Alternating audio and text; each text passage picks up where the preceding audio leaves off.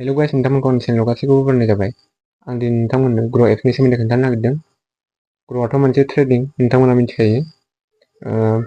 आं दिनै ग्र' एप्सनि सिङाव थांनानै बोरै मार्केटाव बाय एन्ड सेल खालामनांगौ बेखौ आं नोंथांमोननो खोन्थागोन। ओमफ्राय बे एप्सनि सिङाव थांनानै नोंथांमोना माबोरै खामायनो हायो, माबोरै आर्निं खालामनो हायो बेखौ आं नोंथांमोननो दिनै खोन्थालांगोन।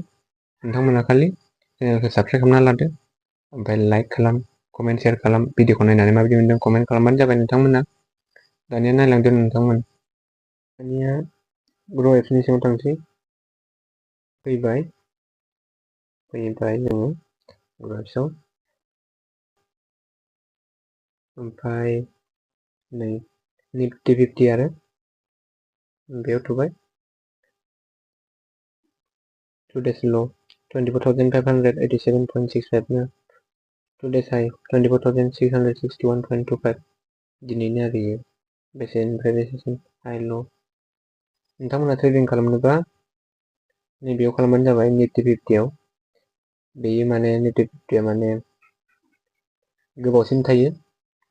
नोंथाङा बाय खालामनानै गोसोबायदि सानब्रै सानबा, सप्तासे सप्तानै, बोसोरसे बोसोरनैबाबो नोंथाङा सेल खालामनो हागोन आरो। माने निफ्टि 50आव खालामो आरो बांसिनानो मानसिफोरा। ओमफ्राय इन्टारडेआव खालामनाङा नोंथांमोना। इन्टारडेआ जाहैबाय वान डेआवनो माने सेल खालामनो गोनां जाथारो, नङाबा नोंथाङाथ' थांजागोन आरो डाइरेक्ट लस जाखागोन। मिउचुवेल फान्ड दङ बेयाव। High return SIP with 100 tax saving दङ नै। SBI long term equity fund बिराद दङ नै। बेनिफ्राय mid cap, small cap, large cap दं। High return SIP with 100। नोंथांमोना 100 सानफ्रामबो दैलि आरो 100 होननानै SIP खालामबाय थानो हायो। रिटार्नखौ हाइ मोनगोन नोंथांमोना उनाव। ओमफ्राय नोंथांमोना स्टकआव फैबाय जोङो। नोंथांमोना जुदि ट्रेडिं खालामो अब्ला निफ्टि 50आवसो खालाम। बेयाव थांनानै जेनेबा जोङो सार्च खालामगोन। जेनेबा जों मोनसे प्रडाक्ट लानो नागिरदों आरो कम्पानिनि आइडियाखौनो नागिरबाय आं, जेनेबा आइडिया नै आं बेखौ नागिरबाय आरो नागिरना मोनदों आं बेखौ। ओमफ्राय आं नैबेयाव नै वान डे दं, 1 विक दं, 1 मान्थ, 1 इयार, 5 इयार बिदि दं। नोंथाङा बबे मोनसेखौ होनो नोंथांनि गोसो बायदि माबाबानो जाबाय। ओमफ्राय बाय नाउआव होनांगौ। बाय नाउआव थुदो।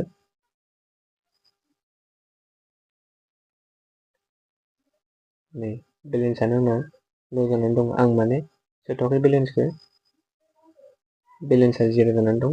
बेयाव बेलेन्स सोग्रोनांगोन आरो। ओमफ्राय बाय नाउआव थुना होबानो जाबाय। बाय नाउआव थुना होनानै लेफ्ट साइडआव गाहायाव मार्केट फैयो। मार्केटआव अपसनाव थुना होबानो जाबाय आरो। नोंथाङा होमबाना बेखौ आं दानि बेसेनिखौ लादोंमोन। 1 डेनिखौ लाबाथ' 1 डेआवनो माबानांगोन। ओमफ्राय जुदि आं 1 इयारनिखौ लायो होमब्ला 1 इयारसिम थागोन आरो। बोसोरसेनि उनाव माने बेखौ आङो सेल खालामनांगोन बिदि आरो। सानबानिखौ लाबा सानबानि उनाव सेल खालामदो बिदि आरो। ओमफ्राय दङ नै LIC दङ, कल इन्डिया, BPCL, सिमल बिराद दंबावो आरो जेनेबा मार्केट ट्रेन्ड दं। बैंक निफ्टि 50 बेयावथ' लस जानानै दं नै। टुडेस ल' 52,331.60। ओमफ्राय टुडेस हाइआ 52,619। ओमफ्राय नोंथांमोना सेलबो खालामनो हायो। जेथिया नोंथाङा सेल खालामनो लुबैबाय, टाइम जाबाय, अब्ला नोंथाङा सेल खालामना लाबानो जाबाय। बाय एन्ड सेल अपसन दंखायो नालाय। हल्डिंआव फैगोन।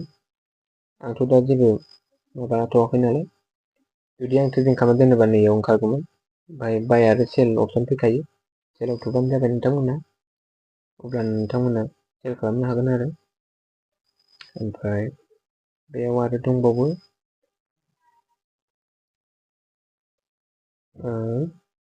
रेफारेन्ट आर्नखौ नायनि आं खोन्थानो नोंथांमोननो। बेयाव नोंथांमोना बेयाव रिसार्चबो खालामनो हायो आरो सेल्फनि थाखाय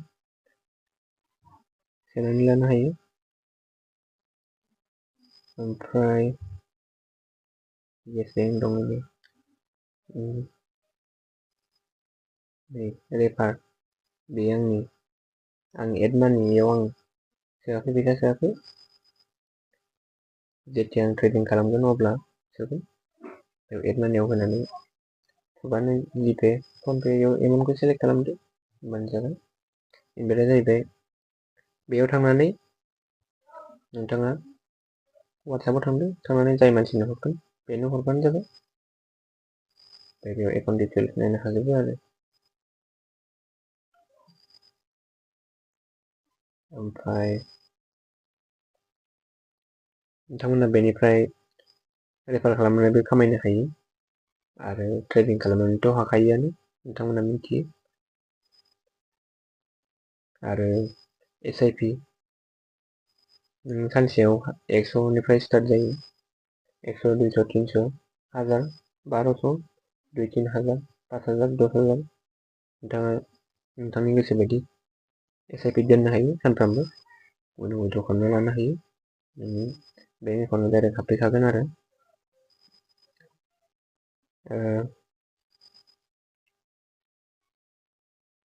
बेखिनियानो दिनैनि भिडिअ'आ लोगोफोर।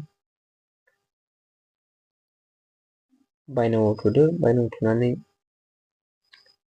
नोंथाङा मोनबेसे लानो एमाउन्टखौ सेलेक्ट खालामबानो जाबाय। सेलेक्ट खालामनानै मोनसे नायफिनो, बेयाव नुयाव होबाय जेनेबा 1 उइकनि बायनांगौ होबाय, बेलेन्सआ 0 जानानै दं, बेयाव ओरै होबा बेयाव नै कुवान्टिटिखौ मोनबेसे लानो, 2, 3 कुवान्टिटिखौ माबादो, एड मानियाव होदो, जिपेफोर ओंखारगोन, पेटिएम, फनपेफोर ओंखारगोन, पेमेन्ट खालामदो। ओमफ्राय एखैजा पेमेन्ट खालामखांनायनि उनाव बेयाव लेफ्ट साइड खैजा बेलेन्स जिर' नुगोन ना, बे साइड खैजा बेनि खाथियावनो मार्केट अपसन फैयो, बेयाव टिक होनानै कनफार्म खालामना होबानो बायनाय जाबाय। होमबानो नोंथाङा बेयाव ट्रेडिं खालामनाय जाबाय आरो। ओमफ्राय ट्रेडिं खालामखांनायनि उनाव नोंथाङा बे हल्डिंआव फैनानै नायफैदो, बेयाव नुजाखागोन you have no holdings, make your next investment। आं दा जेबो इनभेस्ट खालामाखै बेयाव, ओंखायनो न' देखायदों। ओमफ्राय बेयावनो देखायखागोन बाय एन्ड सेल, सेलखौ देखायगोन, सरि लोगोफोर, सेलसो देखायगोन बेयाव। सेलाव थुनानै नोंथांमोना जुदि प्रफिट जादों अब्लासो नोंथांमोना खालामबानो जाबाय। निफ्टि 50आव प्लास जानानै दं, बेंक निफ्टि बेयाव माइनास जानानै दं, बेनिखायनो नोंथांमोना निफ्टि 50आव खालामबानो जाबाय ट्रेडिंखौ। निफ्टि 50आव साबसिन जायो, नोंथांनि गोसो बायदि दोननो हायो। नोंथाङा बेसे गोबाव दोननो, मास मोनसे ना मास मोननै ना बोसोरसे बोसोरनै, नोंथाङा गोसो बायदि ट्रेडिं खालामनो हायो आरो। नङाब्ला बेंक निफ्टिआव खालामोबा सानसेनो नोङो बेयावबो हायो, बेयाव माने लस जानानै दं, बेनिखायनो नोंथांमोना नैबे बेंकआव खालामनाङा। बांसिनानो मानसिफोरा ओंखायनो निफ्टि 50आव खालामो आरो, गोसो बायदि खालामनो हायो निफ्टि 50आव। जेथिया मार्केटआ आप जानानै दं अब्लासो नोंथांमोना सेल खालामबानो जाबाय, अब्लासो नोंथांमोना प्रफिटआ जागोन। सेम माबायावनो थायोब्ला नोंथांमोना माबा नाङा, सेम प्राइसआव थायोब्ला दावखोबासो खालामबानो जाबाय। मार्केटखौ नायबाय था नोंथांमोना। दानिया आं नोंथांमोननो खोन्थाबाय बोरै बाय खालामो बोरै सेल खालामो आरो 9टानिफ्राय स्टार्ट जायो टाइमा 9टानिफ्राय 5टासिम 9 AM to 5टासिम आरो जेनेबा बेखिनियानोमोन लोगोफोर दिनैनि भिडिअ नोंथांमोना माबायदि मोनदों नायनानै कमेन्ट खालामबानो जाबाय दे गाइस बाय